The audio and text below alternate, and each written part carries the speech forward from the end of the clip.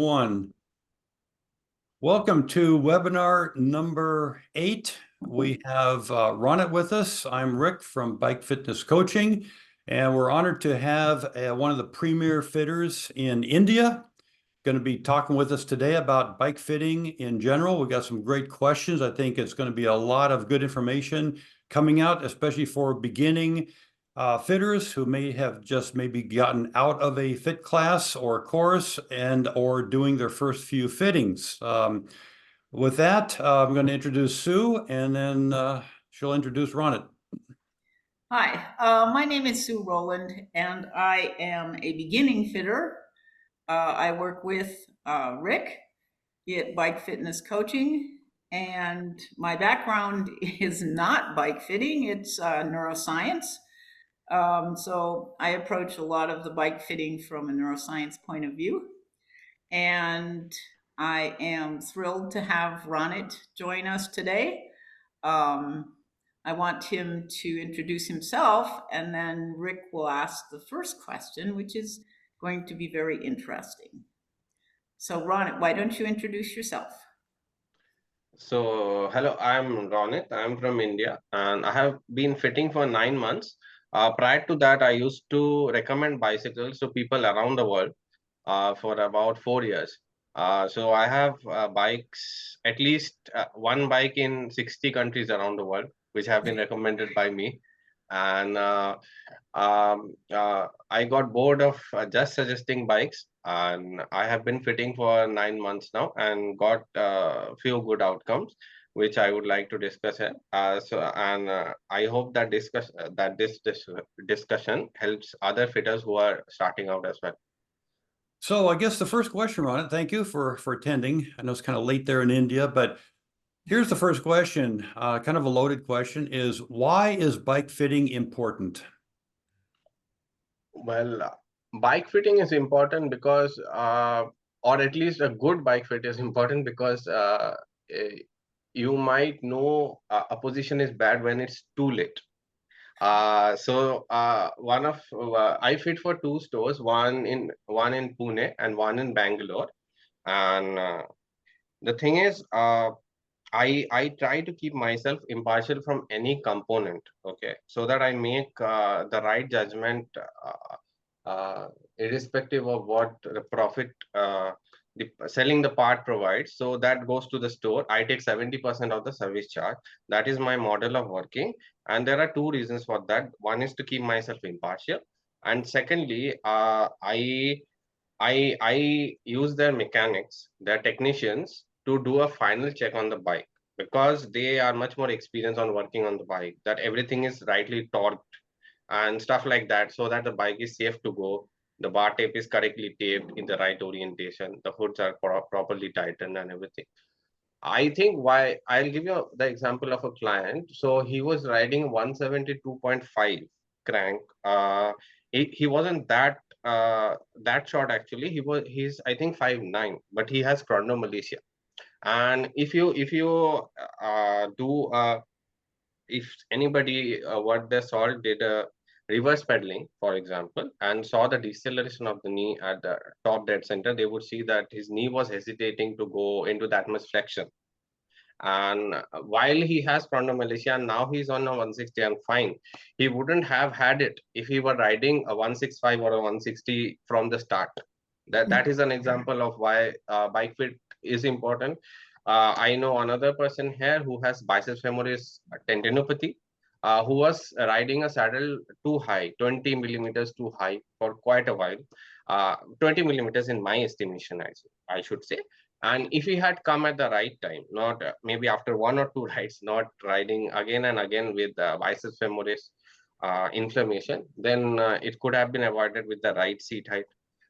Things like that. I have seen patellar tendinopathy with cranks too long. So someone was riding 175 cranks on a TT bike, I think a Canyon, and it could have been avoided. He's riding a 165 now and is fine, but I think it's tendinopathy, and there's some irritation on the tendon, but he's fine now. In that, it doesn't pain him on the bike, but I don't think he'll get. So why is bike fit important? To avoid permanent damage when it is avoidable, whether it's crank length, seat height, seat offset, handlebar reach, handlebar drop, Q factor. For example, one client of mine had lateral knee pain (ITB) for 10 years. Okay, he has, and then he had come to me, and I'll talk about it. But I managed to solve it, and I needed some help in that case from other fitters. But yeah, it was because he was riding the wrong Q factor. The stance width was too narrow. So if he, but he never did ride too many kilometers a year, 8,000, 9,000, 12,000. He didn't do that. But if he were riding that, he could have had long-term consequences from it, tendinopathy Permanent of the damage. iliotibial band and stuff. So that you can prevent it, prevent damage in the long run is why bike fit is important in my opinion. Yeah. I have one more follow-on question on that is what about you mentioned people with injuries coming in. What if there's continued injuries? Do you have, like over here in the States, we have physical therapists. Do you have somebody to send them to get treated if you can't fix them? One of my, I'll give you an example. So one of my clients had a hip stabilizer issue in that he had a knee from varus to valgus, varus to valgus, varus to valgus at the top of the stroke. And yeah, I wasn't able to discern why it was happening. I knew that it was happening, so I wasn't able to discern why it was happening. So I accompanied them to a doctor who is a very good doctor here, and now we are partners. And everyone I see is sent to that doctor when one of the guy who I saw 2 days ago had polio in his left leg, I think, and I first went to the doctor to check if doing a fit is safe on him or not, and only then did we go with the fit when we got a green signal, basically, and we'll go ahead with the fit. But in cases of scoliosis or where I'm not sure that whether even if I position them correctly, maybe in the short term they're able to ride the bike, but in the long term they might do permanent damage to the body, or there is a condition like that. I first to go to a doctor to check, yeah, if a position is worth establishing in the first place. So I had once. So that is how I partner with the doctors or physiotherapists. And if one doctor doesn't have the answer, then I go to another doctor. There's no problem, and I accompany the patient. I just don't send them. I accompany the patient to increase my knowledge of the body and anatomy is limited. So I accompany the patient so that I can also learn from my experience, and the doctor also understands. The doctor also gets a better experience. Yeah. Okay. Well, thank you. Sue, go ahead. You're on. Okay, you said that you worked with two, let me see, you work with two shops, bike shops? So you have Yeah, two different they are studios? they are established bike shops and they Okay. do well. There are offers that have come from other shops as well, but I prefer to work with them because they'll be there, I believe, 10 years down the line, 20 years down the line, and I don't for a 10% raise in PHA, I don't just switch shops, which I believe won't be there, or there is a less possibility of them being there. I work with shops that we don't have a size cycle in this country, in the entire country. So I work with shops that have an inherent interest in selling the right size bike, because we don't have a size cycle. So I have to uh, uh, I have to work with the right size bikes to work with. Yesterday I have seen someone who is 5'7" ride a 58 Domane from another shop. So which is very hard to fit. So I work with shops that have a common interest, that don't only focus on sales but also ethical sales. Yes. Okay. And then you indicated that you're fortunate because you did mention that once you finished the fit, well, while you were conducting the fit, you made the choices based on what you believed would be best for the client.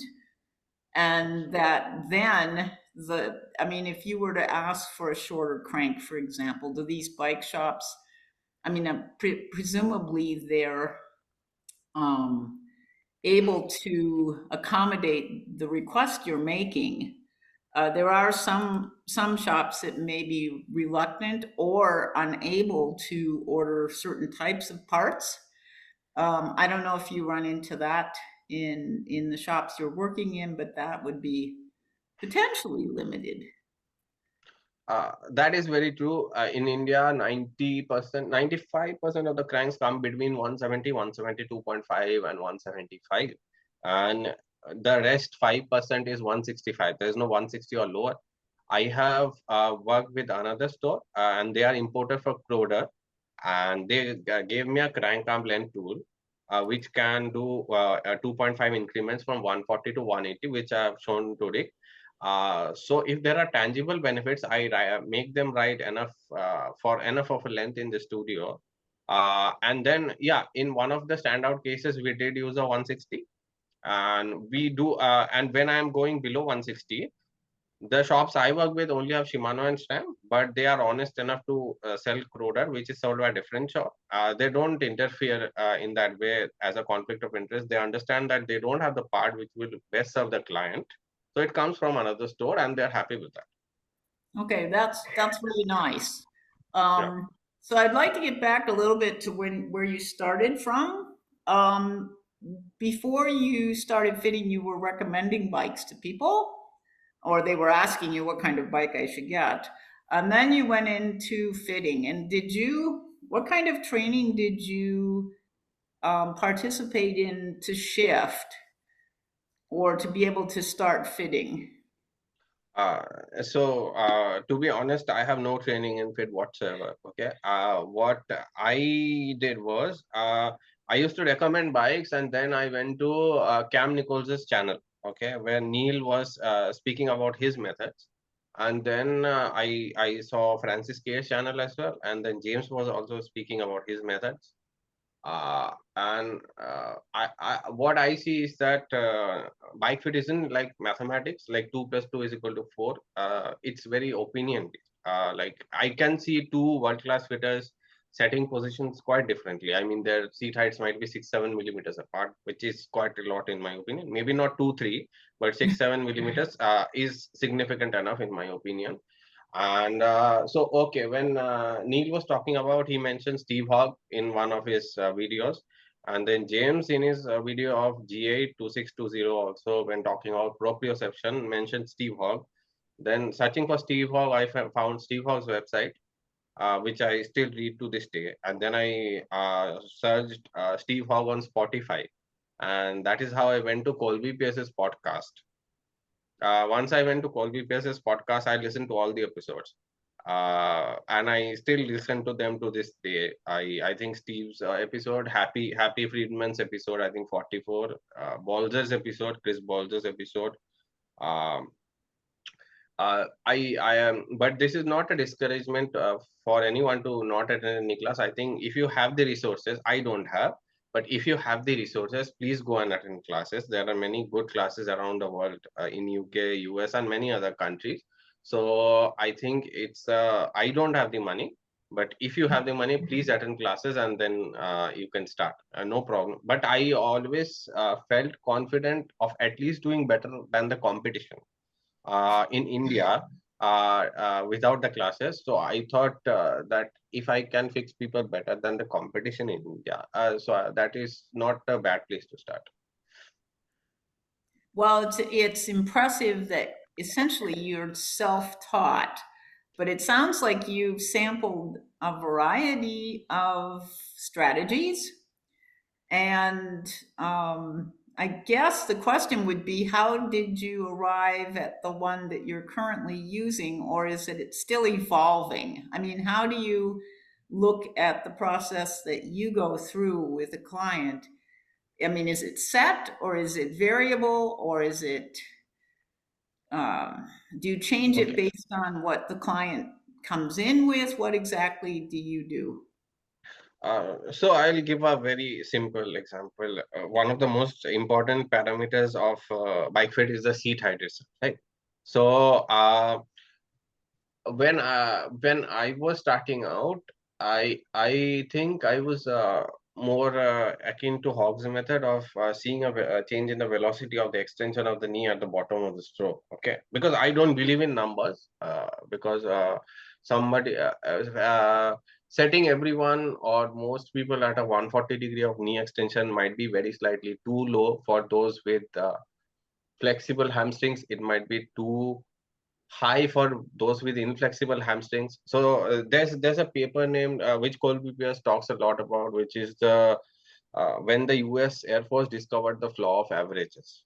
And anybody seeing this might read that later, and which is that when you fit someone to the average, you actually fit no one, because nobody is average in all of the parameters.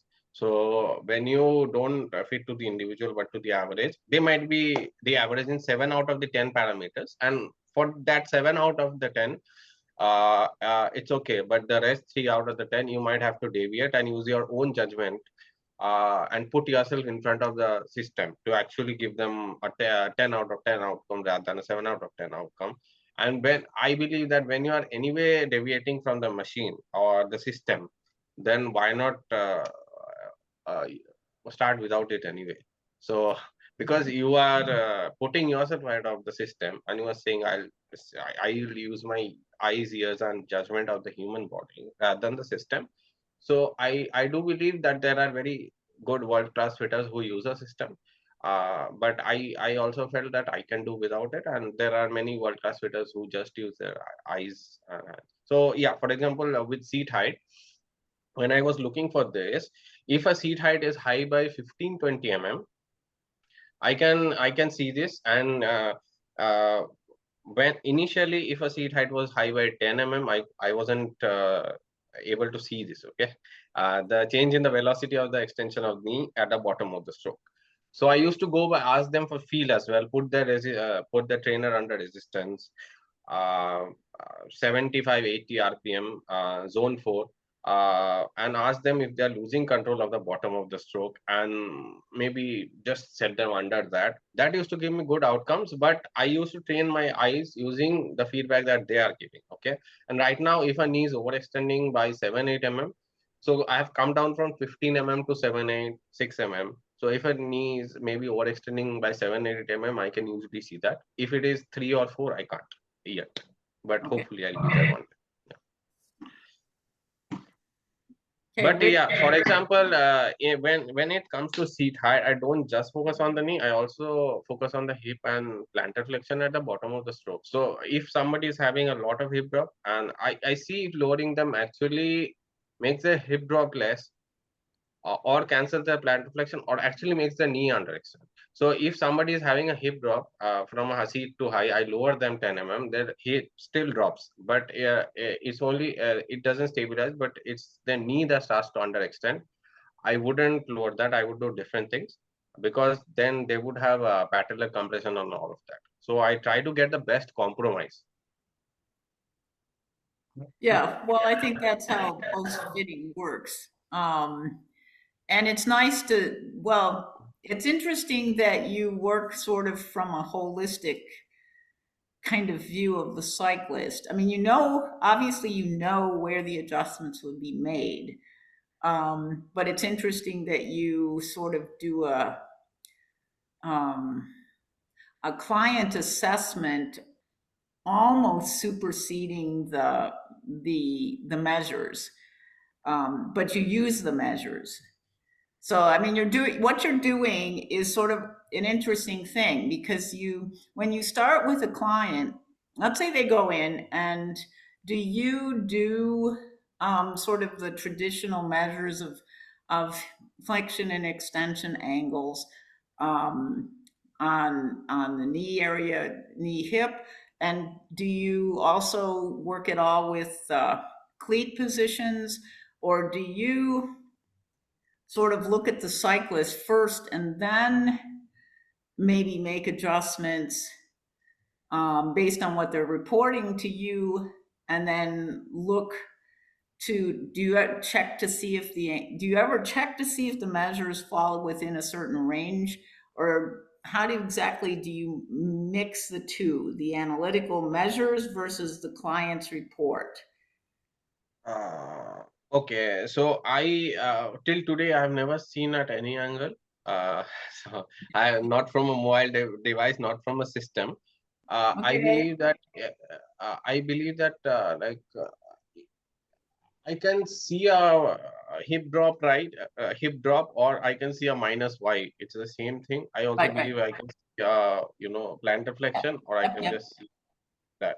So I can see that through the system. I mean, the plantar flexion, or I can see through my eyes. But there are people here, especially from Scott, who use a system. But I have always consistently gotten better outcomes. So except maybe in one or two cases. So, and I also from day one fit with the money back if not happy guarantee. I've done 90 fits. I've had to give 3 refunds. So I hope to get better success ratios over time and make less mistakes. So 3 out of 90. You be the judge of whether that's good or bad. I mean, for That's a good. start, but yeah, okay. But for the subsequent 90, I wish it is 2 or 1 or whatever, or none, hopefully. I have one last question because I would be really interested if you're not measuring, well, after you do a fit, it Yeah. would be interesting for I would be interested to know where your numbers were. Not that it mattered because the client is telling you that it feels really good, but it would be interesting to do it sort of a reverse analysis. In other words, are you falling into the recommended ranges simply by doing what you're doing? So that would be interesting to know. Uh, Um, I and I I would like to answer that. So as for many systems, okay, uh, a 137-degree of knee extension would be called bad, probably in the yellow range rather than the green. For example, it yep, would be yep, under extending. But if someone has a posterior chain issues, yeah, biceps yeah. femoris injury or whatever, I would shorten the crank, but I would set the seat slightly low. So in one of your discussions, for example, I think we'll with Curtis and Wendy and all of them. So they had asked once that if somebody is having posterior chain issues, what would you do to them? I would lower the seat height about to that that doesn't irritate the posterior chain anymore. But I would also lower the crank length to decrease. So if you lower the seat height, the hip flexion and the knee flexion increases, so that lowering by that whatever that increase in hip flexion and knee flexion is, if they can't take it, to mitigate that, I would also shorten the crank, for example. So I would lower the seat height, but I would also shorten the crank. So it can give a best of both worlds. I don't believe in recommended ranges, as I said, because in 7 out of the 10, maybe they should be within the recommended ranges. With 3 out of the 10, like someone with posterior chain issues, maybe they are better off with a you know uh, knee angle of 137 with a shorter crank, 137, so that they extend slightly less than the average because they have posterior chain issues, but that may create some anterior chain, and to mitigate that I would also shorten the crank, and that might be the best of both worlds, rather than just fitting them to 140 where they might be for their injury over for their injury overextending, not to the average of the population but for their injury issues. So that would be my approach. So one question you mentioned several times about shorter cranks, the correct crank lengths. How do you determine the right crank lengths for the people? Do you have a tool you put them on? Do you have a process? What do you do to say this person needs shorter cranks? How short? I wouldn't go too short, but I look at like a reverse pedaling and I see deceleration at the top of the stroke. So to see what the knee range of motion is like, I keep my thumb below their ASIS. I I look at the vertical deflection of the greater trochanter, and if it is rising beyond maximum hip flexion, then that is being pushed by the bike, and some other parameters as well, which I wouldn't disclose. So I'm sorry. You mentioned to me earlier you have a tool. I think you use Yeah, um, Crowder. a Croter. And how do I'll you? show it. Yeah, sure. How do you attach that to every bicycle that comes in that you do a fit for, or is that just for certain people? So this, if I see that they are being quote unquote pushed by the bike for the right seat height, so I'll set the seat height to what it is. So and for that and Oops.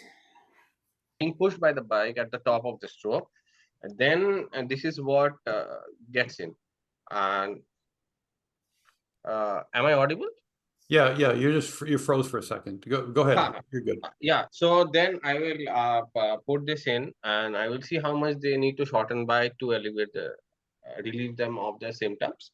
But it's mostly almost always used in a TT fit for sure, and maybe in a few of the road bike fits.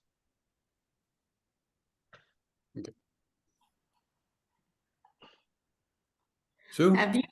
Have you, all right, if you change, or you're talking about posterior chain issues, and I mean, are most of your clients having something that's physically limiting, or is it simply that they have too tight of hamstrings and various muscles so that if they stretched or they practiced extending those muscles, they come back to you? I mean, in other words, in addition to sort of looking at them as they are, Yeah. do you ever discuss with them stretching exercises or things they might do to improve that, or is that not something that you feel is something that you would do? So, for example, with seat height, I would like them to have a 5-6 millimeter of acceptable spectrum, not just set and slightly higher. They have posterior chain issues within 2 millimeters, slightly lower, and they have anterior chain issues. I don't want that. I want them to have a 5-6 millimeter of spectrum. And if they don't have that, then I'll send them to a strength and conditioning coach. I don't have enough knowledge of anatomy. I have somewhat of an idea to get an idea whether they are going out of tolerance, but not complete knowledge to give what exercises like to solve their issues. So if they need to uh, solve their posterior or anterior chain issues, I send them to a Okay. strengthening coach, and they relieve them of the symptoms. But And I like to have a spectrum. So if someone seat height is 70 and they are having problems with 70.2 and 69.8 right away, and they can only tolerate 70 and maybe one or two, I like to have more of room for so that they can also last better in this. so do those clients return to you on a regular basis, or do they come in for a I fit and then work with the people? because I am a starter, I try mostly to fit local, and I if they have so if somebody has posterior chain issues, and I have very slightly deliberately set them 3 millimeters lower than what I would like to. Right. Once they relieve all the symptoms, I go to their house and I just raise their seat by 3 mm. Because I go out of my way to go to their place. Okay. Okay. So So Ron, one quick question. When you mentioned posterior chain, are we talking primarily lower posterior chain or the entire posterior chain? In most of the cases, the issues I've seen are from the biceps femoris.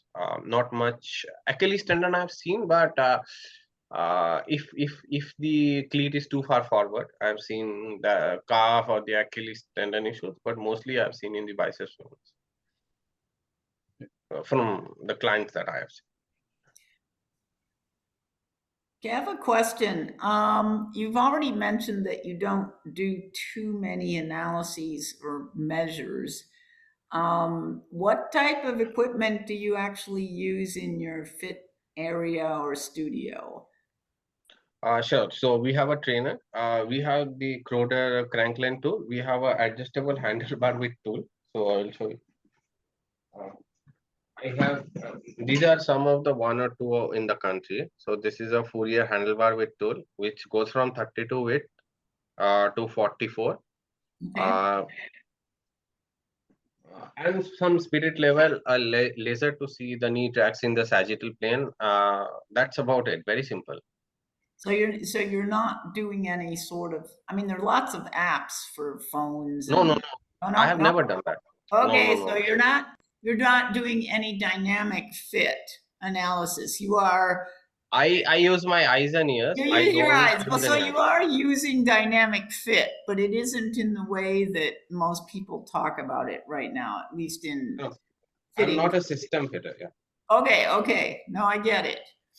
Um, so you would be minimal. Do you have a goniometer? Do you No, have no, no. I no? have no Okay. goniometer. All No. right. Well, that's interesting. It is. You're kind of doing it the way I would imagine the earliest fitters might have done it. Um, Okay. yeah, no, it's gotten technologically more complex, not necessarily better. So it's almost like you're a retrofitter in a sense. I mean, what I'm hearing is something that I would have imagined might have been going on 20 years ago, maybe. Or, the fitters that would have people come in and say, oh, it doesn't look quite right. Let's do this. So that's very interesting. But I do know that you clearly spend a lot of time listening to other fitters present, as well as read materials that fitters produce. So that's actually really impressive, and you should be congratulated for doing that. That's kind of like working around an obstacle and making it work. So good for you. I think today, I think over here in the States and in Europe, it's gone, the pendulum swung too far the other way, is that they're relying too much on technology. The classes are now, instead of what Ronit is saying is, what by listening and looking at the person and seeing what's right and what's wrong, they're now teaching you how to run the machine and allowing listening to the machine tell you what's right and what's wrong. And then that's the bike fit. There's several problems with that, of course. How much confidence, my one big point is how much confidence do I have if I would use one of those machines, do I have in the data that was being put in by the person before me into populating the database, that now I'm extracting that data and putting my fit that I'm doing on the bike based on that person's results. So that's the one I would also say that to my eyes, the same position, unless it's very off, would look the same. So within 2-3 mils, I'm training my eyes to see that. But if a saddle is lower by 5 mils, I can see that at this point. But I don't believe if the client comes over twice, because the bones in the body are not points, exact points. The greater trochanter is this sort of a surface. The lateral malleolus is this sort of a surface. I don't even know how you can consistently place the dots. Actually, you can make angle look at make the angle look like 139, 140, or 141 just by placing the dots very slightly different Yeah. in the same position itself. So, but the position is the same. So I am a bit skeptical about why it would be worth doing in the first. One more thing is, for example, when talking about crank length or seat offset, many people look at a knee flexion angle of around 68 degrees, but it also assumes that everyone's knee range of motion is the same. I would rather look the deceleration of the knee at reverse pedaling, because somebody with chronomalacia might not tolerate anything more acute than 64. Somebody normal might have 68. Somebody with a great range of motion might go up to 70, 71. So I would rather not look at the angle in the first. What is the average age of your client? They are middle aged, they have a desk job, and they cannot play football or anything. Because they are working in the evenings, so the most of the clients are actually, I think 1/3 are athletes. 40% would be athletes. The rest are people with desk job who work in the corporate world and want to buy a fancy bike. So they usually end up buying Merida reactors or Trek Madones or Uh-huh. giant propels, and usually they can't hold the position. So most of those cases, because they have the desk job, they can't hold that position. So a very common change is to use all of the spacers and shorten stems, which is not how the bikes are meant to be ridden, but that's the case. So maybe 60% corporate world employees and maybe 40% are actually dedicated athletes. Okay, what do you do? You've mentioned the saddle and the cranks. What do you do about the cockpit stem? Uh, do you modify those very often, or what's your about What those? I would say is, for example, I use handlebar reach a lot. So if someone's reach is off by 20 on a trek bike, for example, Bontrager handlebars come with 90, 100 reach bars. I would much rather shorten the bar in that case rather than the stem. So if someone's reach is 20 long on a 90 reach bar, I would get a 70 reach bar. I wouldn't shorten the stem by 20 if I can. I okay, I shorten reach from the stem as a last resort, not as a first resort. And How do you I how do you shorten reach with shortening the handlebar length? What so exactly? there's a thing as a handlebar reach, and all bars don't have the same reach. So something like a specialized short reach bar has a 65 reach. There are bars with 70 reach, and there are bars with up to 100 reach. Okay, so from there, this distance is not equally created in all bars. That is how, at least if it is within 15-20 and the bar to start with has too much reach, we can shorten that using a short reach bar. Yeah, Ronit, why do you just for everybody, all the new fitters, show us on your bike bar reach and bar drop, handlebar reach and drop. So this is the bar drop and this is the bar reach. Yeah, so those are variable. Yeah, those are variable. Those are not the same. And I think in one discussion with Jerry and Greg was saying that when you don't want to change your torso angle too much from the tops to the hoods, and if your bar reach is too much, going from hair to hair will change the torso angle by a lot. Okay, but if it's short, then it should be fine. One more thing is when sprinting out of the saddle, if the stem is short but the bar reach is long, your your knee might hit the uh, bar itself. But if you have a long stem and a short reach bar, there's more clearance as well. The bike is also stable that way, more stable that way when you're riding on the tops, because you have a essentially longer lever. So instead of this 100 stem and 70 reach bar, if I had 80 stem and a 90 reach bar, this bike would be more twitchy, possibly when I'm climbing, because this lever would be shorter on Okay, let me see. Yeah, we've noticed people over here, people are comfortable with the bars and they would rather change the stem than the bars. In a lot of cases, So I'll sorry to intervene. So what I do is I'll tell you, if I am suggesting them a part, I try to not stop there, but try to fetch the best price I can for the part they're selling. So they only pay for the difference. So usually this costs I think $30, and let's say this is a 40 and the bike came with a 42. I'll try to fetch the best price I can for 42 and try to sell for them. I don't leave selling up to them, so they are less hesitant to actually change them. Yes, Rick, please. right. A lot of our clients will come in with carbon bars. Now you're talking Yeah. $250, $350, and they don't. No, just leave the bar. Give me the stem.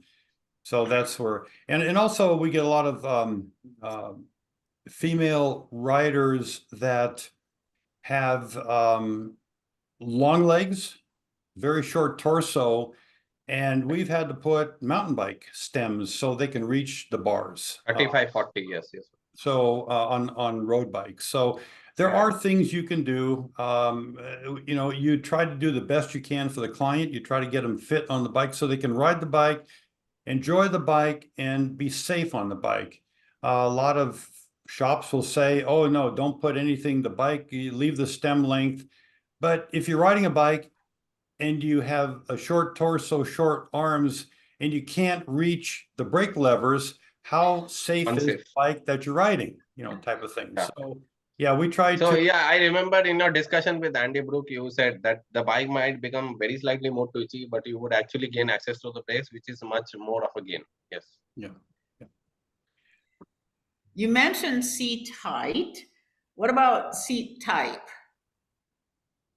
We don't. We have saddles from Selle Italia, Pro Logo, and uh, some other brands as well. I mean, Selle San Marco, but not.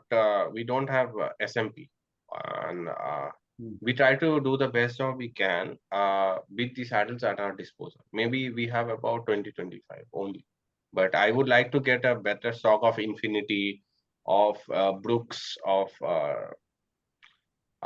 yeah, SMP definitely. But I also believe that my fitting precision is not there where I can fit SMPs confidently, because one has to be very on these sort of saddles. If you are off by a millimeter, the body can self-adjust, especially in terms of offset. But on a SMP, you have to be millimetric precise to, because the shape is such that you have to more or less hit at a precise position, and which has to be the completely uh, uh, the tolerances for the position are much less, and I don't consider myself a fitter where I can get yet where I can get that close to fit a SMP basically. Yeah. I Go haven't ahead. ridden, I haven't ridden every saddle, but for me, the Cell S&P VT30C is very comfortable. The other one that we usually end up with the clients, and what I ride most of the time is a specialized power saddle. Okay. One of the variations of the men's power saddle. They do have a women's version that seems to solve. Let Sue get into that, which she chose the Mimic, Power Mimic, and those are probably the specialized saddle is probably one of the most recommended saddles and what people are putting on their bikes that are non-sponsored riders. Let's say, though, if you're sponsored, you have to ride what the sponsor tells you to ride. But other than that, to be comfortable and to be safe, um, that's what we see over here. What is your favorite saddle? Then we'll get into what Sue's experience with saddles. What works Uh, for you, uh, Ron? Pro Logo NDR among the ones I've tried. Mhm. Okay. So Sue, why don't you go through your saddle story? Yeah, no, I wanted to talk a little bit about, I mean, I don't know how many women you fit, Yeah. but it turned out that the most important variable for me was the width of the saddle. And for example, the Wahoo Kicker bike comes with a saddle that's too narrow. And that wasn't until Rick suggested a 155 saddle that I realized how it's not that wide. A Yeah. lot of people are riding 155s right Yeah. now, and Yeah. it's magic. I mean, Okay. I don't know, you there's an article recently that was published about all of the torture that women riders go through. And I mean, it's serious. Yeah. Yeah. I have gone through that. And you don't talk about it much because it's a male dominated environment. Yeah. You might mention it to another rider woman friend, and then they'll say, "Oh, yeah, isn't it terrible?" Yeah, it's sort of this weird secret. But it turned out that the 155 saddle solved everything. And not only did it solve everything, but the Mimic has some really special features where the nose of the saddle is solid but cushioning, and the center isn't a cutout but is made with the same material. And it turns out that those two things, the width and then the way they designed the padding or whatever you want to call it, still a very firm saddle, Okay. is awesome. So if Right. you have any women that come into your shop and say, I just don't like how this feels, or this hurts, or I'm getting really sore.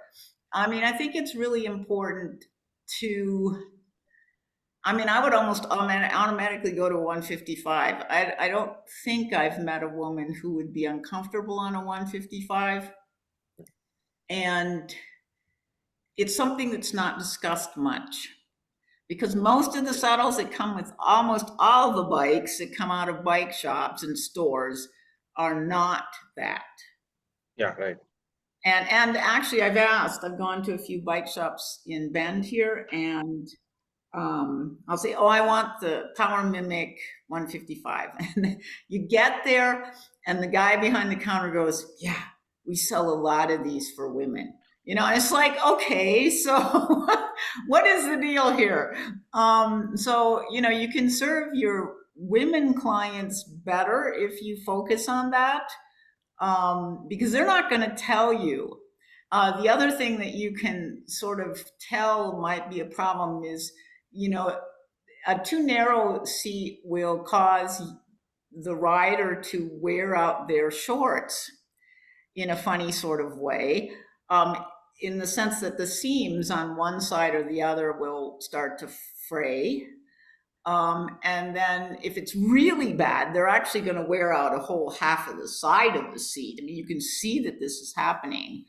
And it may not be evident when you look at them. They may not do a rock so much because they've adjusted to sitting off center. And so that's where they sit. But it's just, it is really an important thing for fitters to pay attention to.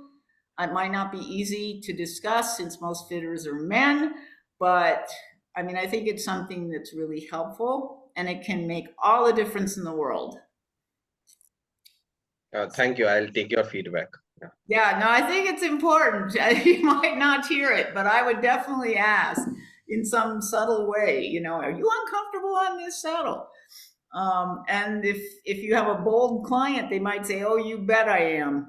You know, I can't ride more than 30 minutes, and it carries through and can be very, very, very, very serious. Yeah. So anyway, that's enough about that. But it is something that's changed the way I ride. The other thing that's really important, you haven't mentioned anything about, is shoes. And I don't know what you think of that, or whether you deal with that if someone comes in with sore feet. Okay. Can I address that? Can I address Sure, that? yes, please. Yeah. So when it comes to shoes, I usually go with Shimano and Lake, and I try to not use the length to accommodate the width. I have found that Lake's 238X is wide enough for most people. The widest of the widest feet, and we also have Bond as well. So Shimano, Lake, Bond, they usually are good enough to. For most of the people I have served, I haven't yet found a rider. 90 is very small a number, but I haven't found a rider who within the likes of Shimano, Lake, and Bond haven't got a right shoe till now. Okay. But yeah, I don't use the length to accommodate the width. Of course, I don't try to make that mistake because the cleat spectrum goes too far forward with that, and I try to stick with these brands because the cleat spectrum offers enough adjustability and it's far enough back. So the starting point in the previous, not now, but the previous physics shoes were too far forward and you couldn't get the cleats far enough back. But with these, I haven't had problems. So has been okay with Lake, Shimano, and Bond. Okay. And I mean, does that mean that the bike shops that you work in, one of the problems in the United States is that each shop tends to have a very limited selection of shoes? So if the bike shop I work with has a 46 and the client needs a 47 and it's in some other shop, I take them there. I don't have any problems with the bike shops I work in that. Okay. Case. Okay. They don't offer resistance. Right. All right. Oh, I'm going to, just a quick note, I found the article that Sue is referencing is in Bicycling Magazine. I'll put it in the description or in the comments when, after the webinar is published. Yeah, no, I found it very interesting to read. It's basically, it is based on Andy Pruitt's work when he was a specialized with they developed the power saddle. In summary, they developed the power saddle.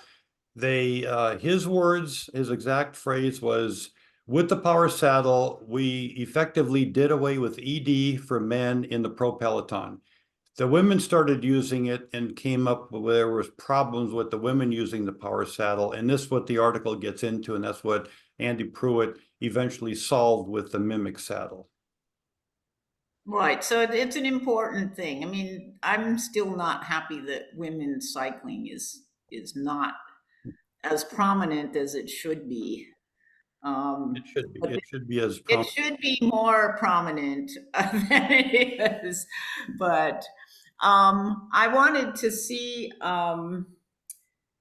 what you would suggest, given the focus on technology, and you've seen that, and various other things. Do you have a sort of way that you would advise people who are interested in becoming fitters how to approach it? Or is this not something, I mean, you did it very differently from most people. And so if someone came to you and said, well, how do I start becoming a bike fitter? I mean, given what you know, what would you tell them? I would always trust the people who have the highest success ratios in the world in any domain over anybody who is training in anything. Be that so if somebody is I try to use Bolz's methods for Crankton because he has that sort of a success ratio around the world. Maybe Hogs as well. Rick, some things from Rick as well. I mix and match techniques.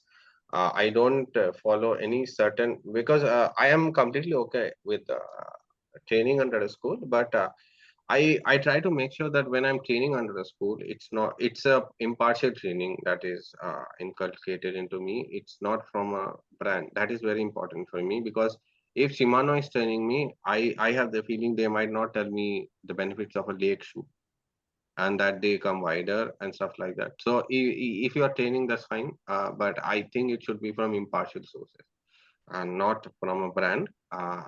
I guess that is very important. I believe it is completely possible to actually start without a system and have better outcomes. Seeing,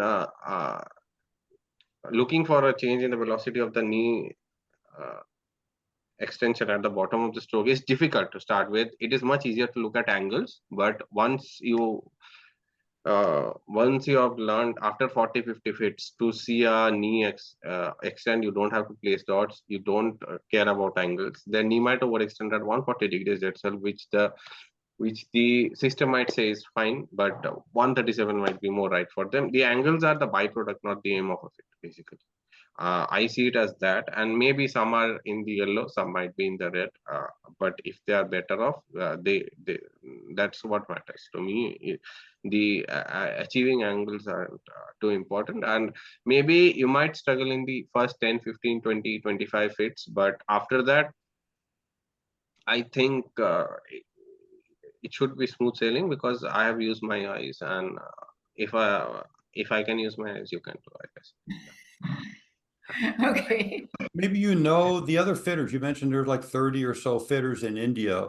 Where did they get their education, or how did they become fitters? So Scott, for example, has a system which only looks at 4 parameters. I think seat height. So that's with the extension of the knee at the bottom stroke. I think they use knee over pedal spindle for the offset. They don't look at crank length. They look at this angle for the reach or something, and the drop with the hip angle. Though that is the 4 parameters. So they have a lateral view, okay, but they don't look at from the front or the back, and they don't look from two sides either. So uh, I uh, that's the Scott guys. Some others use mobile apps, and some have been to Singapore, I think. With I don't know if they provide certification, but they have gone there to learn. And I would yeah I have learned more from reading those articles by the world's best rather than I'm willing to go to any school. I don't have the resources, but I have not felt limited in that way. And mostly it's got some specialized and some apps. And that is what the other fitters use. Uh, yeah, that's one. So do you do a pre-interview, a pre-fit interview with the people? So when people come into our shop, they're there for a reason. And so we discuss the reason, and we start looking at their mobility or lack of mobility. And the one thing always comes up, they always say, "Oh, I have a leg length discrepancy in the LLD." Does that come up with yours also, your clients?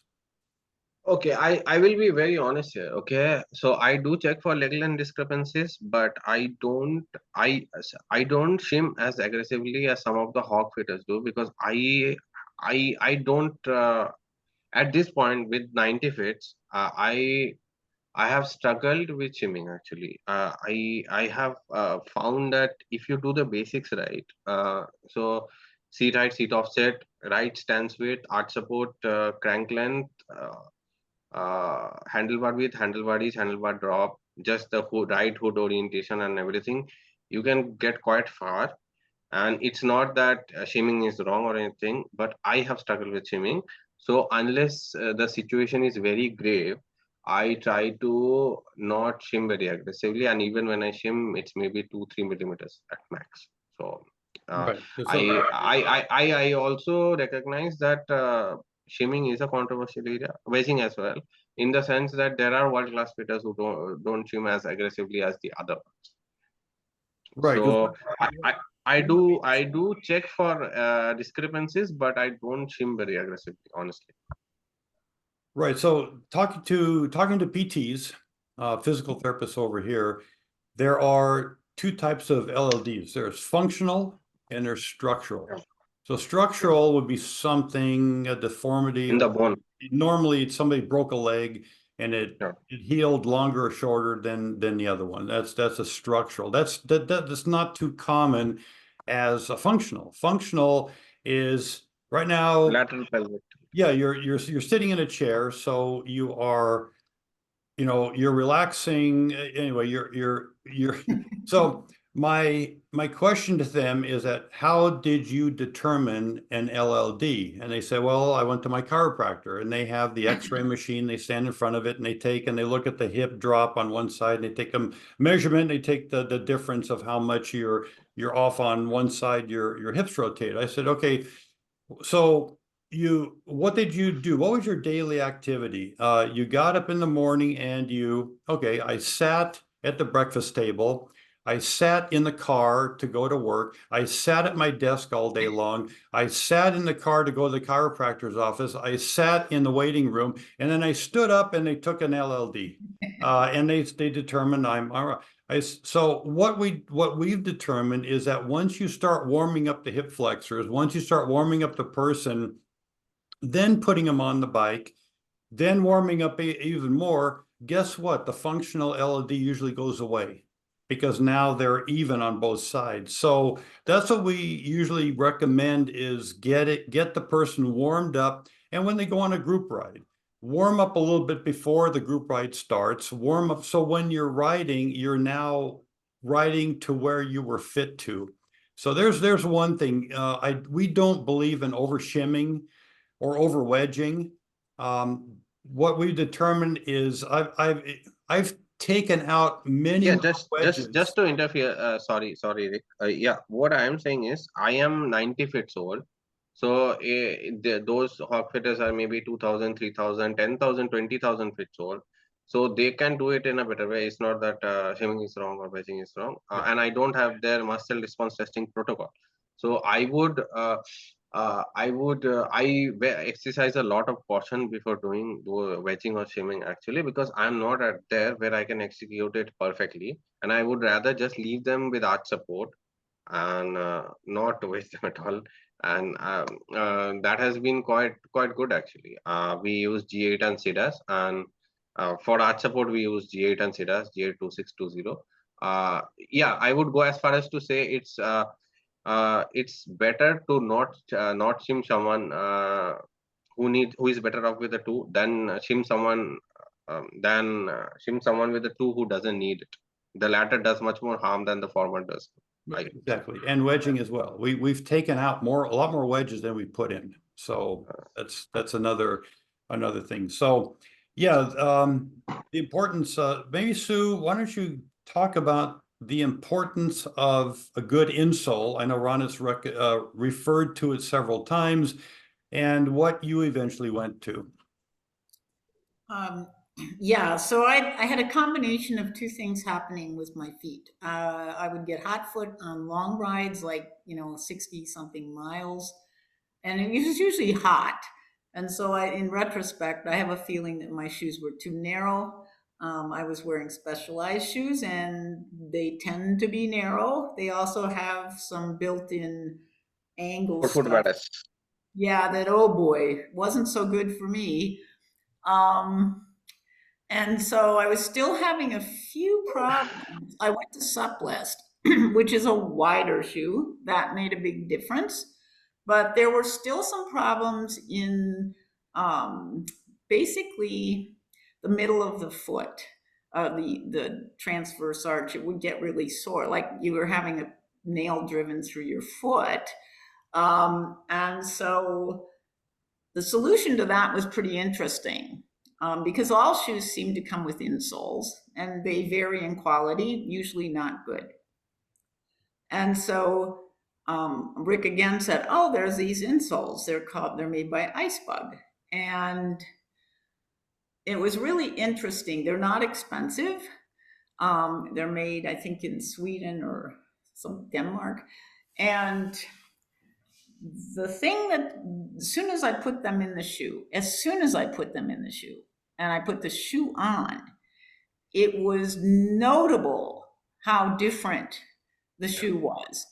And so I was wondering, well, why is this? Why is this? Because I thought, well, how can this insole make all of this difference? And so it went from feeling like, most shoes feel, to something more like a glove was grabbing your foot and holding it and supporting it completely. So it was very different feel.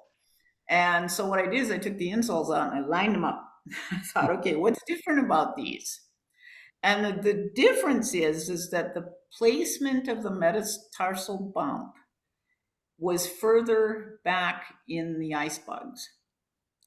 And it was correct as far as I could determine. It was the right place. And so it matters what type of insole you have, and it matters a great deal where that support bump is.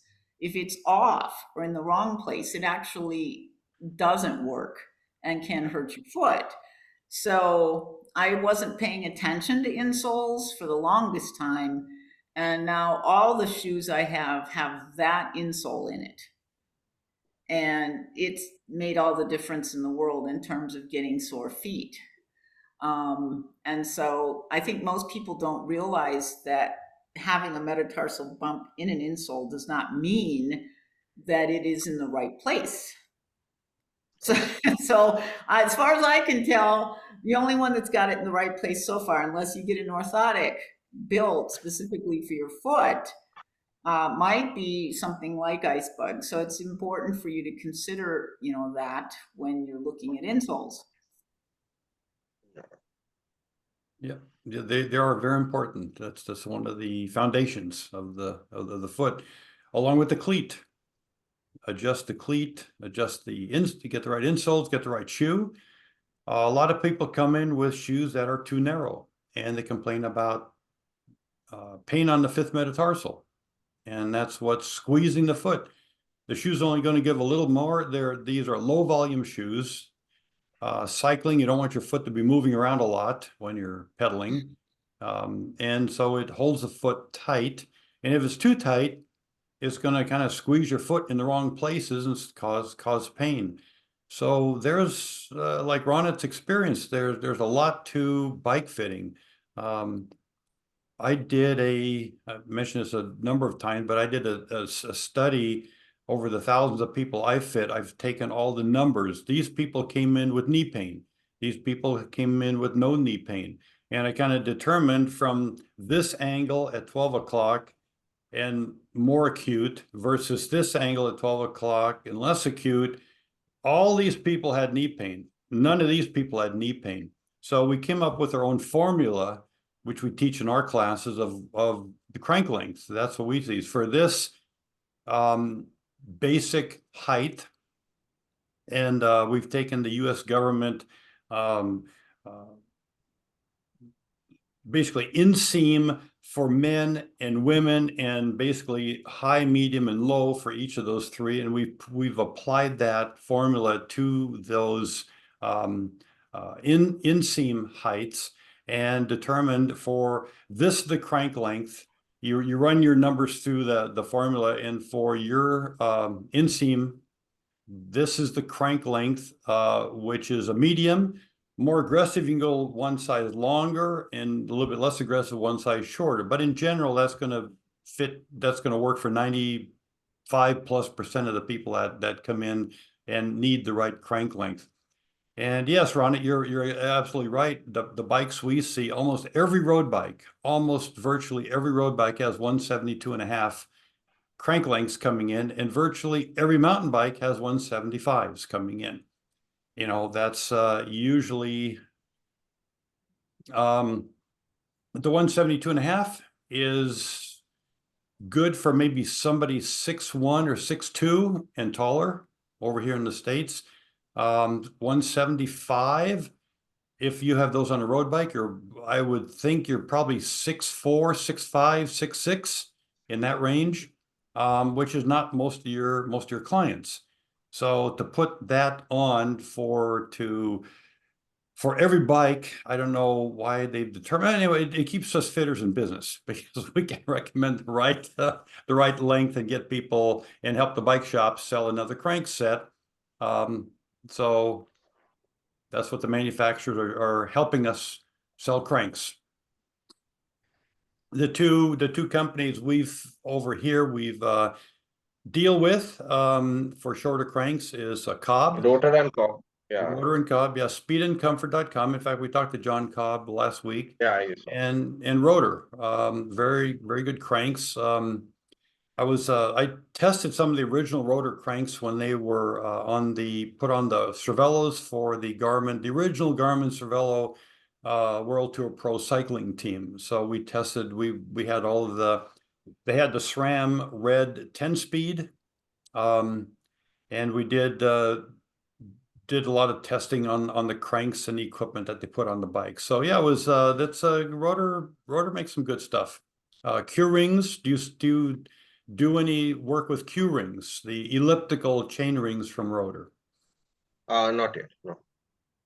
Yeah, you should look into that to see how it works. I won't bore everybody with the physics behind it, but they actually do work, and there is a reason why they do work. So I think Absolute Black also make it, right? Absolute Black makes it. The Honda uses it. Yeah. The issue is that the Absolute Black has 4 or 5 set bolt pattern, and everybody, depending on your pelvic rotation and your attitude on the bike and how you're applying power to the pedals, Rotor has 5 different positions. Like I can't run Absolute Black because it's equivalent to Rotor. Actually, I calculate out it's Rotor 3. So Rotor has a 3, position 3. Absolute Black, because they couldn't impinge on a patent, they went with 3.1. So it's really a 3.1, but my position is a 4. So I can't, when I'm going down to the pedal stroke, I get about 4 o'clock, and then it feels like my foot's going through a rotten wood floor. There's no more resistance at all. So I have to go with a chain ring that's adjustable to position 4. Okay. But anyway, for what they're saying, for 85 or so % of the population, 3 is good. 3 will work. But and Sue she can't wait on her new road bike. We put a set of higher end wheels and a different cassette, so she's waiting to ride that bike. So one other question about the shorter cranks. Some fitters will change gearing. Like let's say you're going from 172.5 to 165 or 160. Yeah. Do you have to change the gearing on the bike to accommodate a shorter crank? Depends on how fast they go and if they are running out of gas. Otherwise, they would just go to a harder sprocket on the back, Or, yeah. Yeah. right? But if they are running out of gas, only then from a 50-34 will I go to a 50-36 or something like that. But if they are not any close to running out of gas, no, I wouldn't. Okay, good. That's what we do too. Same thing here. Yeah. Yeah. Sue, go ahead. Any other questions? Actually, I'm not sure I have any more questions. I guess the final question I might ask you is, all right, so you've seen about you've done 90 fits or Yeah. whatever. 90. Yeah. Yeah. Do you envision yourself, well, there's a couple things. Usually success brings growth. So it might be interesting for people to hear what you might think growth in your career looks like. And then secondly, have you ever considered, or has anyone ever approached you to basically do an apprenticeship with you? In other words, someone who wants to fit, but has asked you, well, could I train with you in that kind of arrangement? So those are the two questions I have at this point. So what was the first question? Okay, where do I see myself going? Yep. Yeah, okay. So I where I would like to see myself going is firstly learn more and make less mistakes. So in the subsequent 90 fits, I want to have less than 3 mistakes and less every year. That is the most important thing for me. Okay. Less refunds, less mistakes. Uh, where I would like to fit more challenging riders. I have fit someone with scoliosis and quite a few spinal issues this year, and somebody who had a 10-year-old knee pin, which I can talk if that helps. I can discuss that the latter case if that helps anyone. Yes. Yeah, I will. I'll come to that. Other than that, I have fit some of the fastest people in the country, but I would like to fit more of them and from different states. And then maybe I hope that some riders from Asia, when I get 500,000 fits under my belt, and become better and better. And also maybe delves into some of the applied kinesiology and neurological stuff, which I don't know at all at this point. I believe my knowledge of components is pretty decent, and my knowledge of bike geometry is pretty decent, but my knowledge of anatomy is not up on par with the world's best or world class. The rest are decent. So I would like to take my knowledge of anatomy to a very high standard, and that would be more of a wholesome thing what I can offer, all the three componentry, geometry, and anatomy. And I hope that some of the premier riders in Asia do come to India one day for a fit. That would be my. And secondly, I don't believe I am informed enough and knowledgeable enough to teach other people about bike fit at this point. So I try to learn my stuff first, but I do go around teaching about bike geometry, and because I have a mathematical background, so here people don't know stack, reach, seat tube angle, seat post offset. They only know 52, 54, small, medium, large. Yeah. And if you know XS Reacto has very similar dimensions to a STCR, they are very surprised. They think that those size names are consistent across brands, which they are not. So I try to inculcate knowledge about geometry numbers in my country because they are pretty objective, and there's only so much you can know, and maybe not much more beyond that point because they are just numbers. But about the body, you can keep knowing, I think, indefinitely, basically. So I do try to create awareness about bicycle dimensions around the country so that when people buy subsequent bikes, once they have made the wrong or the right decision, whatever, they can use those numbers to make a more informed purchase later on. Okay. So what was some of your, so your more involved or more difficult fits? And also, have you fit somebody that comes in and you really haven't had to change anything? And how do you approach that? Because a lot of people that people that would come in, at least in the States, and you say, well, you look good here, and maybe we'll raise the saddle a millimeter, and that's about all you do. How do you charge them for that? Because they, in their mind, they don't feel that they should have to pay a full bike fit because you've only modified the saddle slightly. So how do you approach that? And in general, what are the pricing of fittings in India right now for bike fit? So in one of the 90 cases is when I only had to make a stem 90 to 80. Okay. So I only had to chop the stem by 10 and I didn't charge that client. I send him back and say they are good, you are good to go basically. So if I don't have to make any legitimate change, and it was just that their hood was here and their palm was setting 10 behind, everything else seemed fine to me. And he was very happy with the 10 change. I didn't charge him. The rest of the changes were legitimate and they were more wholesome than that. So in those cases, I charged. The first 20 fits before the 90 was when I was practicing on people who were screwed by the local fitter.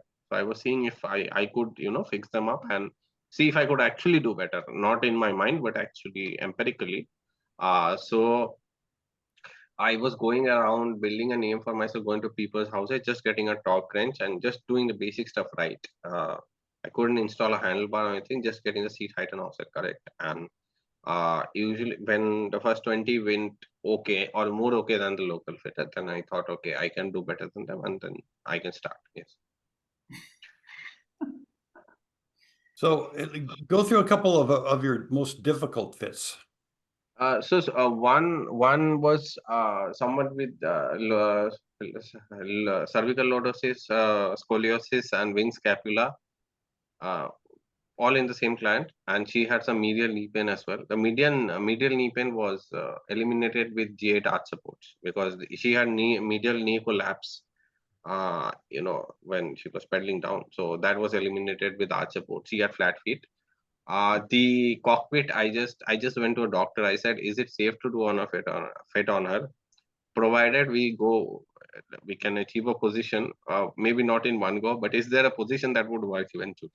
So yeah, the doctor gave the green signal and said yes. So it was a Trekimonda. She had all these conditions, and it came with a, I think, 38 handlebar. It was a 50. Trekimonda. So I changed the handlebar to a short reach 36. I had to go to her home 15 times, 1-5, to see what combination of stem length. The handlebar it was without a doubt, but what combination of stem length, stem angle, and just the bar drop, just the stack would be correct. And it took a lot of trial and error, but eventually we found a setting because she is very sensitive. So we had to find a setting that would, she doesn't have much latitude and longitude, which she would operate in. So I just hope that there would be a place which we can find, and we tried all combinations, going 15 times, and she rides, I think, 60 stem with a short leash handlebar and the Bontrager saddle. And after a lot of trial and error, we eventually found a position, and on every weekend, she rides about 100 kilometers. On another case, somebody had a knee pain for 10 years, and but it wasn't like chronic. I mean, it didn't damage his ITB permanently because he used to ride on and off, very on and off, once in a month or something, and maybe not more than 30. And that was when it onset, and he couldn't go beyond 30 kilometers. So his knee used to come from varus to valgus, varus to valgus, varus to valgus at the top of the stroke. Now, given I went to a doctor and he couldn't identify why it was happening, and both knees were going from varus to valgus. Okay, both knees, but it was only the left that was symptomatic. But I thought that let's chop out the part of the stroke where it goes from valgus to valgus. So there were no 160. There were no 160 cranks in India, and the client wasn't believing me. So I spent my own money to bring the club, bring the 160. So first time I came, he had a Trek Madone 56, and I said I can't solve this issue unless you get a 160. So he said I'm not willing to spend any more on the price, and so I offered him a refund and say that if anybody else can fit you, then I will be proven wrong and I will get something to learn, because I don't believe it is possible. Maybe it is, but I don't believe it is possible that it can be. So he went to two places who didn't fix him and who didn't give him a refund either. So then he came back to me and I said, okay, we'll order a 160 at my own risk and let's see. After that, we were slightly, so we started with a flat shoe, not a cleat, and we were struggling with this Q factor, actually, where he actually wants to sit. So I put him on flat shoes to see where his foot naturally wants to sit, because normal just the laser wasn't working, and I tried to replicate that with the cleat, where his knee actually wants to sit to avoid pain. And we had to install 15 extenders. We had to get some arch support. So basically 160 cranks to cut out the uh, part of the stroke where his knee used to go from varus to valgus and only come till where it mostly stays in the sagittal plane and not in the transverse plane. So to chop out that part of the stroke, some arch support, some pedal extenders, and yeah, there was changes in the cockpit, but they were more obvious. And now he rides at about 260 watts FTP, and he's 38, and he's very fast. Hmm. So let's talk about a little quickly. What was your most satisfying bike fit? These two, by far, and also some of the time trial. One client who is Surya Thattu, he was he came third for time trial for Asian trials from India. So that, because that was my second time trial fit only. First one wasn't that serious. That was my second on a 160. So it sort of worked, and he's mostly a sprinter, but he's a very fast rider. But that was one of my most satisfying fits. Yeah, and the other two. Yeah. So let's talk about pedal extenders. Well, let's take a step back. For the beginning fitters that might be listening to this webinar, you're mentioning valgus to varus, varus to valgus. Why don't you explain to the beginning fitters what that means? They might not know what you're talking about. One of the best videos on this is actually, if you see a video by Nuno Gama, Greg Chode, and Chris Balzer. That guy Pozovivo doesn't have symptoms actually, but his knee chops out and in as the hip tries to struggles to control the knee at the top of the stroke, and it goes out and in while coming down, and that is basically where it's that I'm trying to explain. But basically, the knee acts best in the sagittal plane, and it goes out of the plane into the transverse plane. And some people have issues with that, some don't. But that's mainly what it is. Yeah, that's so let's talk about a little bit about like pedal extenders. You mentioned extenders. Yeah. There's So two. we in India. We in India. Previously we didn't have SQ Labs. I made a lot of effort with the CEO of SQ Labs and a distributor here to bring SQ Labs, because I have found a lot of people have desk jobs, a lot of people are overweight and stuff like that. The foot separation distance that is given by normal pedal is for a two rider or somebody narrow hipped or is okay, but even Ultegra Plus 4 is not wide enough for a lot of people, okay, from my experience. And there's nothing between Ultegra Plus 4 and a 15 pedal extender. So 15 is usually an overcorrection and Ultegra Plus 4 is an undercorrection. That is why we made the effort to bring SQ Labs in, because SQ Labs provides a 8, okay, and with the cleat 2 adjustment, you can do a 6 to 10. That covers then from the S class 15 you could do a 2, it covers 13 to 17 or something like that. So we made the effort to bring SQ labs in, and beyond that, you can of course use pedal extenders to make sure the knee mostly descends vertically, it's not out of line with the feet. So which type do you use? There's two types of pedal extenders. One that are solid, and those are primarily built for the pedals that you use the actual pedal wrench on. And then they have the ones in the holds that would be used on like a road pedal like the Shimano SPDSL, where you have to stick an 8mm Allen wrench through to tighten the pedal onto the thing. So so it depends on the system. If they are range compatible, I use a wrench. If they are like loop, then I use a hex. But I also try, if possible, and if they have the budget, because SQ Labs pedals are a bit expensive, to give them an inherent pedal system instead of the extender. And I try to, when coming to a fit, I ask them not to buy a pedal and actually test them on the normal pedal, the Ultegra plus 4, SQ plus 8, plus 15. And if there is a pedal system, instead of putting an extender, I try to put them on an inherent pedal system. If they are beyond that, so going to plus 20, 25, 30, then I put an extender.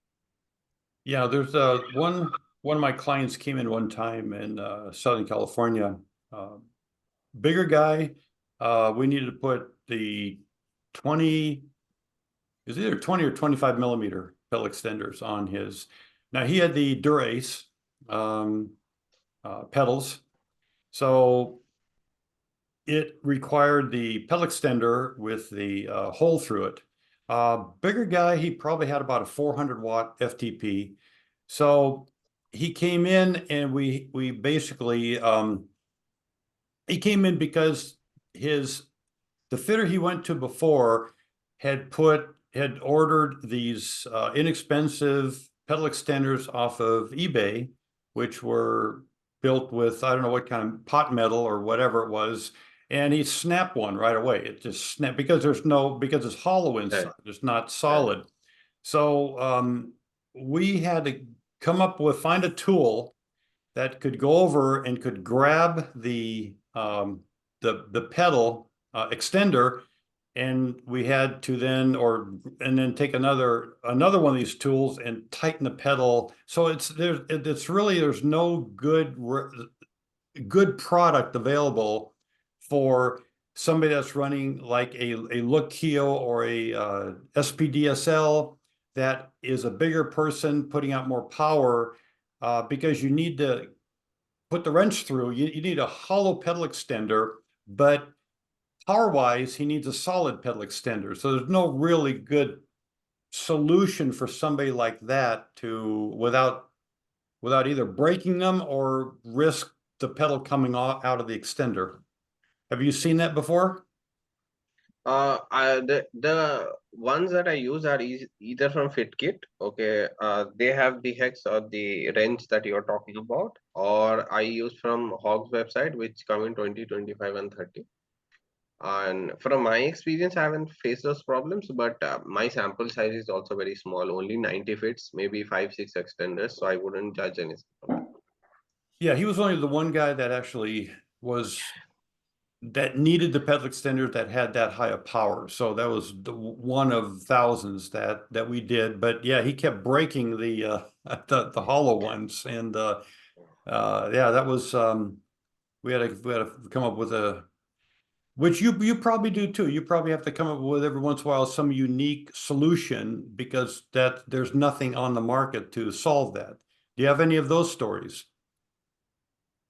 No, but I think Kevin from Germany had come here for an exchange semester, and he didn't have one hand beyond this. But he wanted to participate in a triathlon. If he actually had wanted a fit, maybe. But since he has gone back to Germany, he had only come to know which size Rose bike, Rose Pro SL he needed to get. And I made him sit on a Duman and a content, closely sized to C, which was a 57. So he went there and he reconfirmed with their factory as well, and he needed a 57. By that we mean the least amount of changes to how the bike comes as stock. So if I had fit him, I would have had to be ingenious. But otherwise, among the fits that I have done till now, I haven't had to do anything too ingenious. Maybe just like if somebody is having thumb, of the foot compression. I have cut the insole and stuff like that, but they are not really very ingenious. So what type of writing, what type of, so your clients, you said they're either athletes or they're people that work at a desk all day. So after work, what, or on the weekends, what do most of these people ride over there? Do they have group rides? Do they have races? What type of cycling do you do over there? So the except the national races, most of the races happen in the highway and they are not closed. So it's very risky. But that is how it happens. Even criteriums happen in IT parks, information technology parks, and some of the courses have speed breakers, and they are not usually closed. There are other people walking and running in the race course. But some of the prestigious races, other than the government national races, happen in Bangalore. Some happen in Pune. I don't think any major races happen in Mumbai because there's no like highway and there's too much traffic there. But one day of the year, they close Bandravali Sea Link. That's a big bridge in Mumbai, and they make it. They close it for one day of the year. But in general, it mostly happens in Punjab, and they are races of 80 to 160 kilometers in length. Uh, that's about it. There's not much prize money or anything. Some of them have prize money. One in Chennai had prize money. There's a Sahyadri, which makes you go through three or four mountain ranges and climbing. That's a climbing endurance, 160 kilometers of climbing or something through three mountain ranges. That has a good prize money, but mostly here there's no. I don't know of any dedicated athlete, quote unquote, who lives off of the just the money from the sport. They usually have a side job and also do this. What type of bicycle are you normally fitting, and what is the most popular bicycles out there? Over here in the States, it was road, and a lot of people are being hit by cars, so they've gone to gravel and they've gone to mountain bikes. So those are the two more popular now than road bikes. What do you see over there? So what I primarily fit is road and recently TT bikes as well. After I got the crank arm tool. So previous to getting the crank arm tool, I didn't do any TT fits because I don't believe in fits like you. I don't believe in fitting someone with a wrong crank length. I believe the crank length is as important as the bike length, or even more important, because if you look at a just slightly deviating here, but if you look at a 54 Emonda ALR and a 52 Emonda ALR, they come with 90 stems. Both come with 90 stems. The reach difference is 379 and 381. So that's 2 millimeters, 90 stems. Maybe there's a stack difference of 12 mm. Okay. But so in bikes that come in 8, 10 sizes, the size changes are so minimal. And behind the bottom bracket, the seat post is around 27.2. So you can usually, change the offset even if you can't get there. You can change the offset and get yourself there. But if someone has chronomalacia, it doesn't matter whether they ride a 52 or 54. It matters what size of circle they pedal. That is much more important. So I believe that yeah, I got off the track here. What were you asking? Sorry. Yeah, so many beginning fitters are reluctant to fit tri bikes. Yeah, okay. What are some recommendations, some suggestions Uh, you have for yeah, fit? so I would say that get the tool, and it's better to do 8 fits with the right crank length than 10 fits with the wrong crank length. You are in this industry, word of mouth dominates everything. So once you get them right, the two extra people who were reluctant to change the crank length, because you have done 8 of them right, the word of mouth will overpower the reluctance that those two people had to not spend on the crank length. And if those two people come in, let's say they come in with a 105, 170, and you're recommending a 105, 160, try to get a good price for that 170, okay? So that they only pay for the difference.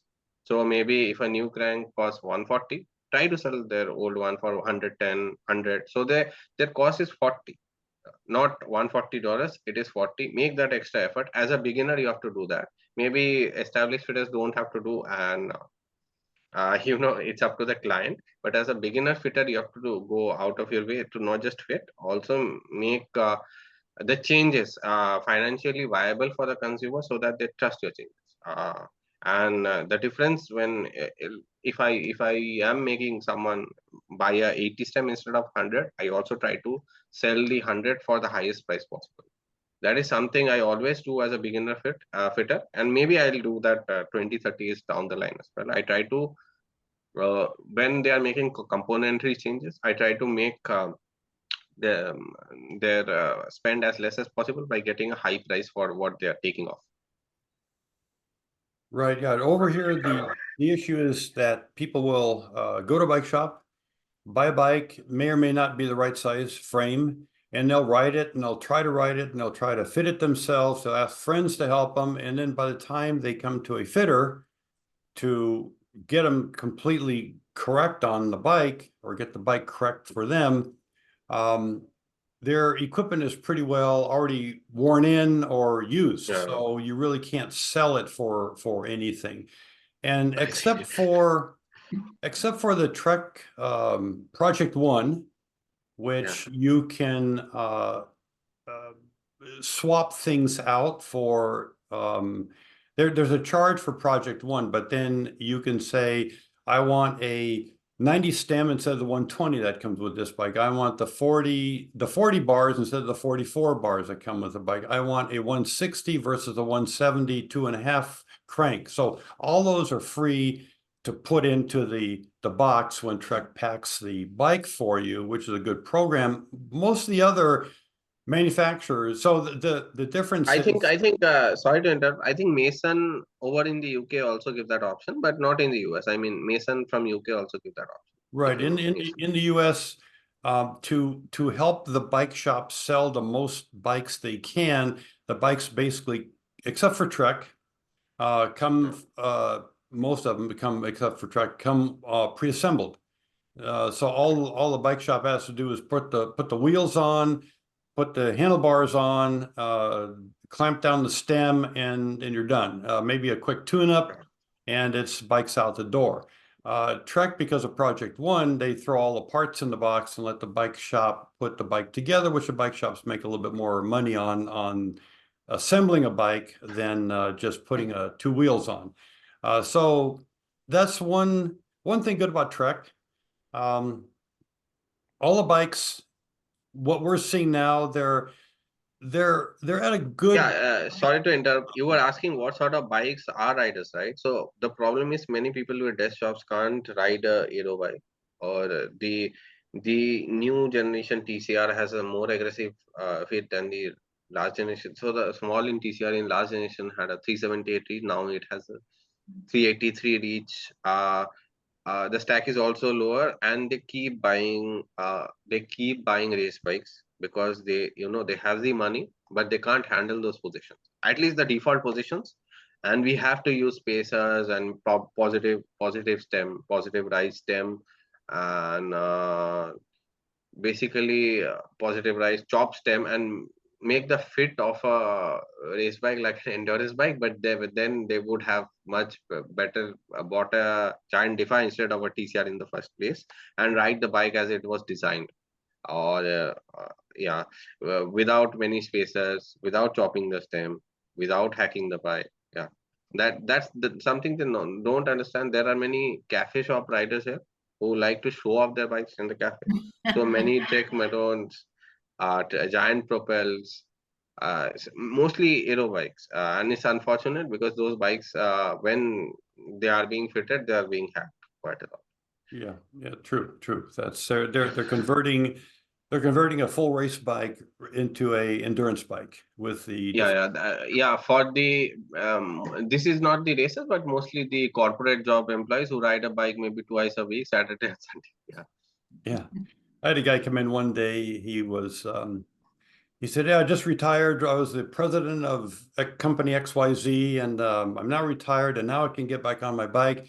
There's something wrong with the bike. I just can't ride it. It's so uncomfortable. it worked fine for me when I was 18 years old. It rode perfect. But now that I'm 70, I just can't ride this thing. There's something wrong with the bike. It's hard to tell. Well, it's not the bike. It didn't change. It's we got to fit you. And yeah, we've had to put on plus 25-degree rise stems on a lot of these bikes because they don't want to buy a new bike. That's their childhood bike. They want to keep the bike but they want to ride it. And that's it doesn't look the same after it leaves the shop with all of the endurance components on it. Yeah. And but they're happy because they're able to ride their bike again. And that's you see the big smile.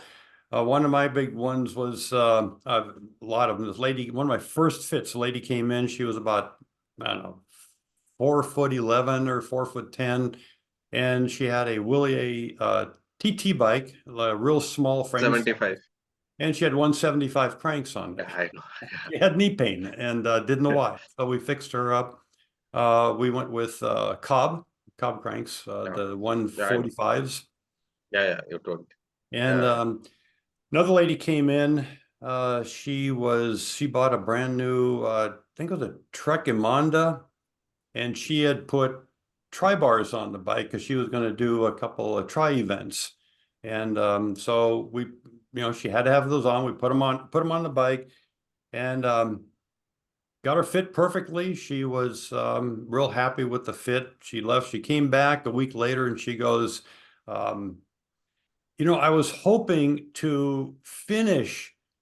originally hoping to finish the race, let alone come in second because of the bike fit. Okay. That's the type of stuff you see, the big success stories that make you want to keep doing it. And that's great when the people, another guy was doing a full Ironman of Utah, and he said, yeah, the positioning, he said, I will finish, because they do the swim first, then they do the bike, Biking. and then the run. He said, during the run, my calves and feet are so fatigued that halfway through the run, I got to walk. And we got him sorted out with the right insoles, we set up the cleats correctly. They were way off. And he said, I don't know what you did he called me and said, I don't know what you did, but I did a personal best on the Ironman. And that's what fitting's all about, is getting people to be able to perform their best, who want to perform the best. They want to be as comfortable as possible, do as many miles as possible, ride with their friends comfortably and safely. They're not destroying their joints or their knees, etc. Like you're seeing people also. And that's kind of what fitting's about. And we're kind of glad we were able to talk with you and see how other fitters around the world are doing bike fits and what kind of success stories they have and how they learned the practice and the art of bike fitting. And that's great. It's been a great hour and 45 minutes. I would just like to say one small thing, which Go is ahead, that, sure. yeah. So for any fitter out there, don't take my word for it. I might have made mistakes because I have only done 90 fits. So some of the things I have said might be erroneous. So don't take my word for it. Be skeptical, and I might have made mistakes. So you should, when it goes out on YouTube, if I have said something which is wrong or you disagree with, you should feel free to correct me. And and in bike fit, I would go as far as to say, for any beginner or even a veteran, don't assume anything. If you feel very strongly about something, you will see within the next 3 clients, one of them will prove you wrong. So I would say that don't be too sure of anything, basically. And there will always come, if you are too sure of anything, there will always come one client later who will prove you wrong, and you will very well have to refund or something like that. One of the examples of this is, basically, you can see on YouTube on Nuno Gama's channel, Orbis Lab, where Chris Balzers talks about his fit with Clara Brown. And he talks about, one of the things he was absolutely sure, and this is one of the very best fitters in the world. So one of the things he was absolutely sure is that he will not move the cleats forward. but that is what changed the fit. And when you struggle with a fit, don't assume anything. That is what I would say. Yeah. Yeah, and that has to deal with there's more to, I'm assuming there's a little more to that story, because when you fit Yeah. a pro athlete that's Yeah. been riding in the wrong position for hundreds of thousands of kilometers, you got to make adjustments slowly. You can't just Right. slam them into the position that they ultimately Right. will be in. So you got to kind of move things slowly. Yeah, I would agree with that because the motor patterns are so strongly ingrained that when if someone is local and I have to race, someone is racing, I have to raise their seat height by 10. I wouldn't actually do. I would do it by 3. They come in 2 weeks later, or I would go to their place and raise it by 3 and then raise it by 3. Unless they are willing to ride only zone 2 for the next 3 weeks, that 10 mm of adaptation right away, which they won't actually. From my experience, I'm not a big enough feet, not a big enough fitter that they would give me 3 weeks of adaptation. That is only afforded to the world's best fitters. So I try to make incremental changes so that they can ride through it rather than do it in one go. Yeah, and that's all what the learning, and I think listening to you speaking, you do it seems to me, because I went back also to school and learned some kinesiology, anatomy, and biomechanics, and I think that is what really, if you want to be a good fitter, they really don't teach that enough in the bike fitting courses.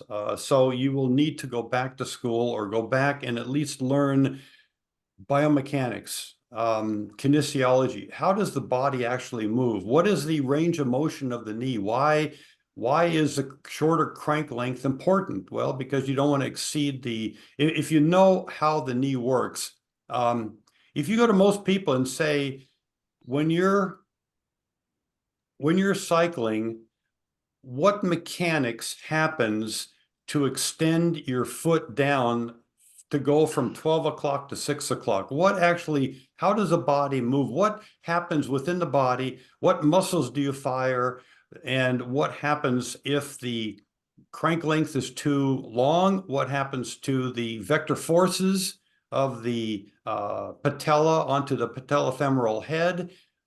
Shear and compressive forces, calculate the shear and compressive forces on the patellofemoral head from the patella if the crank arms are this long versus this long. So there's a lot to, if you really go back and learn the anatomy, kinesiology, and biomechanics, you will understand why it is so important to put the right crank length, and why really the bike fit starts with picking the right crank length. Everything else is based off of that right crank length, the correct crank length, and it's usually shorter than what the manufacturer puts on the bike.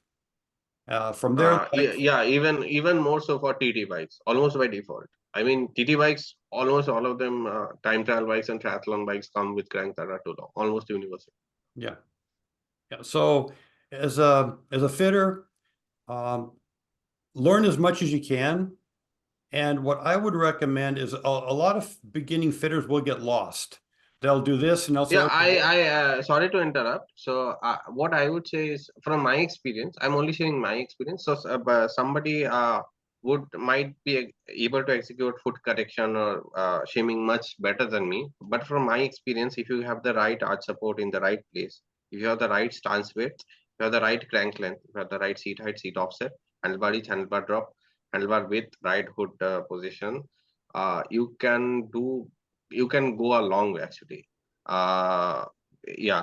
And I think it's underrated how well you can do a bike fit if you get the basics actually right.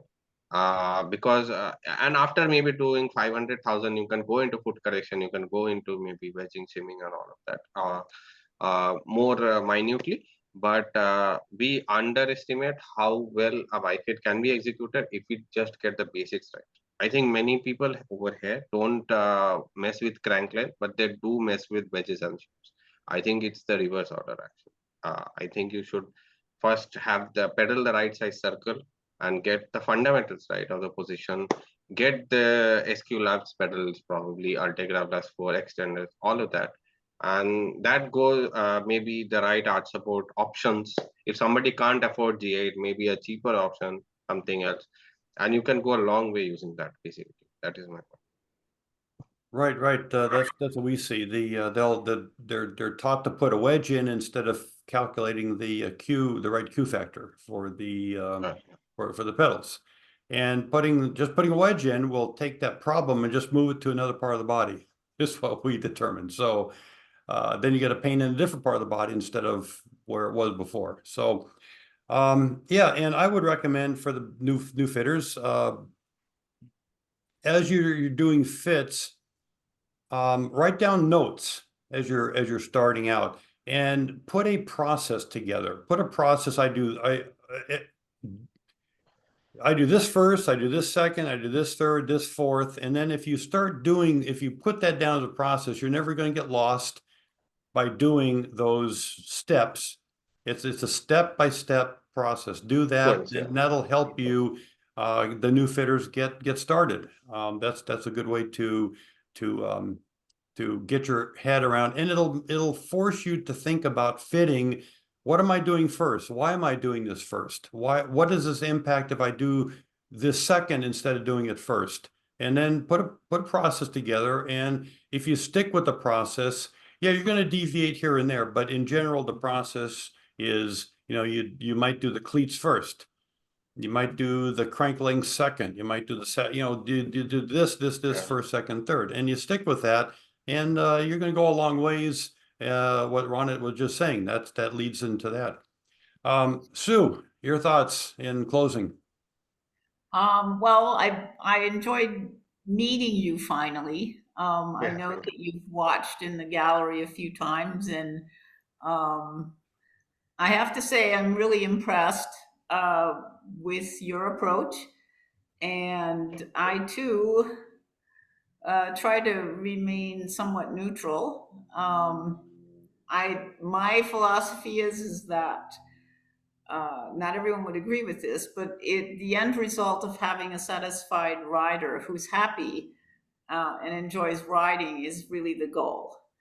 And what I see is that there are at least a few ways to achieve that.